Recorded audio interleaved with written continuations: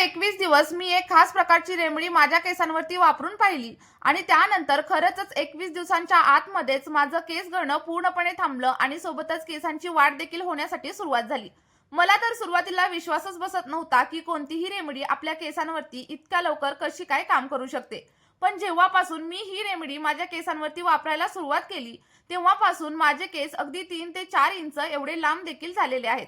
आजच्या या व्हिडिओमध्ये मी तुम्हाला लाईव्ह प्रूफ देखील दाखवणार आहे, जेणेकरून तुम्हाला देखील विश्वास बसेल की आपली रेमेडी खरंच केसांवरती काम करते. तुम्ही इथं बघू शकता माझ्या काही सबस्क्रायबरनी दिलेला फीडबॅक मी तुमच्यासोबत शेअर करत आहे. त्यांचे देखील केस अगोदर अजिबात वाढत नव्हते आणि केस गळती देखील खूप जास्त प्रमाणावर होत होती. पण जेव्हापासून त्यांनी माझ्या सांगितलेल्या या रेमेडीचा वापर केला तेव्हापासून त्यांचा हेअरफॉल पूर्णपणे कमी झाला आणि सोबतच केस वाढायला देखील सुरुवात झाली. चला तर मग व्हिडिओला सुरुवात करूया. पण त्या अगोदर तुम्ही आपला हा व्हिडिओ कोणत्या गावामधून किंवा कोणत्या शहरातून पाहताय मला कमेंट करून नक्की सांगा. बघा, आपली रेमेडी बनवण्यासाठी सर्वात अगोदर आपण इथं घेणार आहोत पेरूची पानं. कारण पेरूची पानं जेवढी आपल्या आरोग्यासाठी चांगली असतात त्यापेक्षाही जास्त फायदेशीर आपल्या केसांसाठी असतात. जर तुम्ही माझ्या सांगितलेल्या पद्धतीने पेरूंची पानं तुमच्या केसांवरती वापरायला सुरुवात केली तर तुमच्या केसांची क्वालिटी पूर्णपणे बदलून जाईल. कारण पेरूच्या पानांमध्ये भरपूर प्रमाणात प्रोटीन असतं, जे केस गळणं थांबवतं आणि केसांची वाढ देखील अगदी झपाट्याने होण्यासाठी सुरुवात करतं. ज्यांच्या केसांची वाढ थांबलेली आहे त्या लोकांनी आपली ही रेमेडी नक्की वापरा. आणि ही रेमेडी तयार करण्यासाठी तुम्हाला जास्त काही करायचं देखील नाहीये.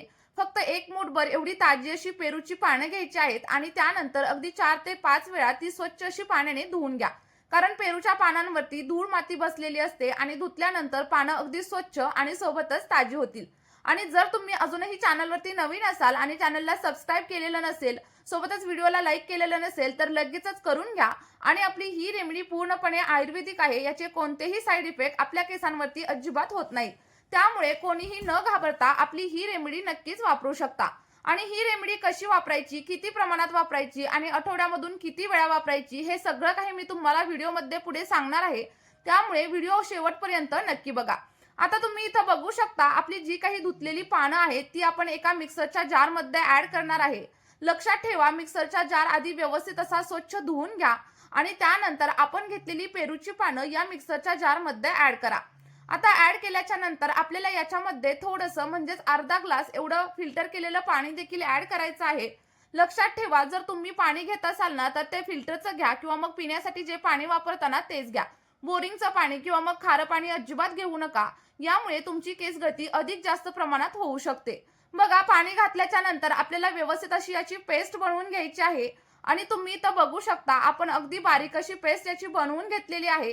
आणि हे जे तयार झालेली पेस्ट आहे किंवा मग तयार झालेलं मिश्रण आहे ते आपल्याला गाळण्यासाठी एखाद्या कापडाचा वापर करायचा आहे किंवा मग तुम्ही माझ्यासारखा चाळणीचा देखील नक्कीच वापर करू शकता. आणि गाळून झाल्याच्या नंतर जे काही रस तयार होणार आहे तो रस तुमच्या केसांसाठी मात्र खूप जास्त फायदेशीर ठरणार आहे. कारण पेरूच्या पानांमध्ये व्हिटॅमिन सी, व्हिटॅमिन ए असतं, जे आपल्या केसांच्या मुळांना आणि हेअर फॉलिकल्सना पोषण देतं आणि त्यामुळे आपली केस गळती देखील थांबण्यासाठी मदत होते. त्यामुळे तुम्ही देखील आपली ही रेमेडी अगदी संकोच न करता वापरा, तुम्हाला खूप छान असे रिझल्ट मिळतील. बघा, तयार झालेला हा ज्यूस तुमच्या केसांसाठी अगदी रामबाण असा उपाय ठरणार आहे. कारण हा तुमच्या स्कॅल्पला थंडावा देखील देणार आहे. पण हा पेरूचा रस आपण असाच डायरेक्ट आपल्या स्कॅल्पवरती किंवा केसांवरती अजिबात अप्लाय करणार नाहीये. तर यामध्ये आणखी 2 ते 3 अशा गोष्टी ऍड करणार आहे ज्यामुळे आपला हा रस आणखी जास्त पॉवरफुल होईल आणि तुमच्या केसांना आणखी जास्त प्रमाणात याचे फायदे भेटतील. तर बघा, आपण यामध्ये साधारणतः 1 चमचा एवढं ग्लिसरीन ऍड करणार आहे. कारण ग्लिसरीन आपल्या केसांना मऊ बनवतं आणि सोबतच सिल्की बनवण्यासाठी देखील हेल्प करत असतं. कारण ग्लिसरीन जेवढं आपल्या त्वचेसाठी फायदेशीर असतं ना त्यापेक्षाही जास्त केसांसाठी फायदेशीर असतं. बघा, इथं साधारणतः 1 चमचा एवढं ग्लिसरीन मी याच्यामध्ये ऍड केलेलं आहे आणि त्यानंतर आपलं सगळं काही सिरम व्यवस्थित असं मिक्स करून घ्या. त्यानंतर साधारणतः 1 चमचा एवढं रोज वॉटर म्हणजेच गुलाब जल देखील आपण आपल्या या सिरम मध्ये ऍड करणार आहे. कारण रोज वॉटर आपल्या केसांसाठी आणि सोबतच आपल्या त्वचेसाठी खूप जास्त फायदेशीर असतं. हे आपल्या स्कॅल्प मधील डॅन्ड्रफ कमी करण्यासाठी हेल्प करतं. आणि तुम्ही इथं रोज वॉटरच्या ऐवजी लिंबाचा रस वापरला तरी देखील नक्कीच चालेल. सगळं काही मिश्रण व्यवस्थित असं मिक्स करा आणि मिक्स केल्याच्या नंतर 1 ते 2 मिनिटांमध्येच तुमचं आयुर्वेदिक असं हेअर ग्रोथ सिरम इथं तयार झालेलं असेल. आता तयार झालेलं सिरम वापरण्याची योग्य पद्धत माहित असणं देखील तेवढंच गरजेचं आहे. तुम्हाला काय करायचंय, जेव्हा पण तुम्हाला हेअर वॉश करायचं असेल किंवा मग केस धुवायचे असतील त्याच्या अगोदर फक्त 2 तास आपलं हे सिरम तुम्हाला केसांवरती अप्लाय करायचं आहे. तर आता अप्लाय कशा पद्धतीने करायचं, जर तुमच्याकडे एखादी स्प्रे बॉटल असेल तर तुम्ही सगळं काही आपलं मिश्रण किंवा सिरम स्प्रे बॉटलमध्ये ट्रान्सफर करा आणि त्यानंतर तुमच्या केसांच्या मुळांवरती अप्लाय करा. जर तुमच्याकडे स्प्रे बॉटल नसेल तर तुम्ही एखाद्या ड्रॉपरच्या साहाय्याने किंवा मग कॉटनच्या साहाय्याने आपल्या केसांच्या मुळांवरती आणि सोबतच केसांच्या संपूर्ण लेंथवरती आपलं सिरम अप्लाय करू शकता आणि त्यानंतर फक्त 5 मिनिटं अगदी हलक्या हाताने मसाज करा. मसाज केल्याच्या नंतर 2 तास आपलं हे सिरम असंच केसांवरती ठेवा. यामुळे सिरम मधील जी काही पोषक घटक असतील ती आपल्या केसांच्या मुळांपर्यंत पोहोचतील आणि यामुळे आपले केस अगदी मजबूत होण्यासाठी हेल्प होईल. आणि उन्हाळ्यामध्ये आपले केस खूप जास्त प्रमाणात गळतात आणि अगदी ड्राय आणि डॅमेज होतात. त्यामुळे तुम्ही आपली ही रेमेडी नक्की वापरून बघा. याचे खूप सारे फायदे तुम्हाला होणार आहेत. आठवड्यामधून फक्त 2 वेळा आपलं हे सिरम वापरा आणि हे सिरम तुम्ही फ्रीजमध्ये अगदी 2 ते 3 दिवसांसाठी स्टोअर देखील नक्कीच करून ठेवू शकता. आता बघा, सिरम वापरल्यानंतर शॅम्पू कसा वापरायचा ते देखील मी तुम्हाला इथं सांगणार आहे.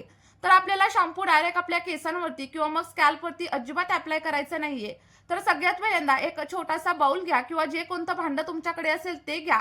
यामध्ये आपल्याला तुम्ही जो कोणता शॅम्पू वापरत आहे तो ऍड करायचा आहे आणि त्यानंतर अर्ध्या लिंबाचा रस देखील यामध्ये ऍड करायचा आहे. कारण बघा, जेव्हा आपण लिंबाचा रस शॅम्पू मध्ये ऍड करतो तेव्हा आपल्या स्कॅल्प मधील डॅन्ड्रफ कमी होण्यासाठी हेल्प होत असते. बरेच लोक म्हणतात की लिंबामुळे केस पांढरे होतात, पण असं अजिबात नाहीये. जेव्हा आपण लिंबाचा योग्य पद्धतीने वापर करतो तेव्हा त्याचे खूप सारे फायदे आपल्या केसांसाठी आणि सोबतच आपल्या स्किनसाठी देखील होत असतात. बघा, व्यवस्थित असं मिक्स करून घ्या आणि मिक्स झाल्याच्या नंतर सर्वात शेवटी आपल्याला साधारणतः अर्धा ग्लास एवढं फिल्टर केलेलं पाणी देखील यामध्ये ऍड करायचं आहे. आता इथं फिल्टरच्या पाण्याचाच वापर करा. तुम्ही बोरिंगच्या पाण्याचा किंवा मग खाऱ्या पाण्याचा वापर अजिबात करू नका. आणि हे मी तुम्हाला सारखं सारखं का सांगते, तर बोरिंगच्या पाण्यामुळे केस गळती खूप जास्त प्रमाणावरती वाढत असते. सगळा काही शॅम्पू व्यवस्थित मिक्स करा आणि मिक्स केल्यानंतर तुमचा बघा व्यवस्थित असा फेस इथं तयार होईल आणि त्यानंतर तुमचा आयुर्वेदिक असा शॅम्पू इथं तयार झालेला असेल.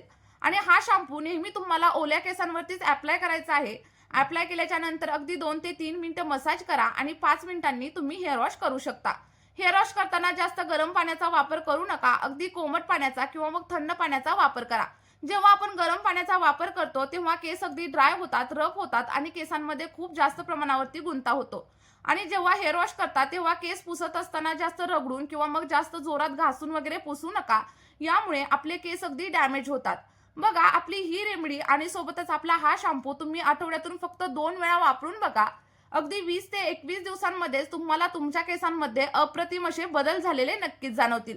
आणि जेव्हा तुम्ही आपली ही रेमेडी सलग 3 ते 4 महिने तुमच्या केसांवरती अप्लाय कराल तेव्हा तुमच्या केसांच्या ज्या काही समस्या असतील ना त्या हळूहळू कमी होऊन जातील आणि केस अगदी स्ट्रॉंग, हेल्दी आणि लांब होण्यासाठी हेल्प होईल.